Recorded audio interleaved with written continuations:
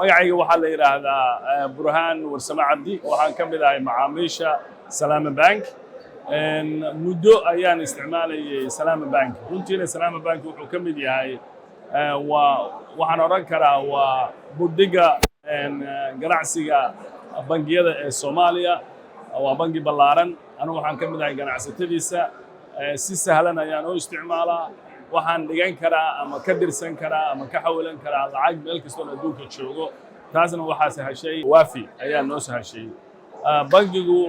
waa leading bank Soomaaliya waa bangiga ugu ballaaran ugu branchiyada badan dalka oo dhan jooga shaqaalihiisa waxaan kala kulmay runtii khidmad aad u wanaagsan magaalo walba oo aan tago oo aan Soomaaliya oo gudaheeda ka shaqeeyana waxaan kala kulmay in habka loo tababaray uu isku mid yahay marka waa hanti Soomaaliyeed oo Soomaali leedahay waa wax lagu farxo shaqo ahaan xirfad ahaan iyo ganacsi ahaanba waa mahadsan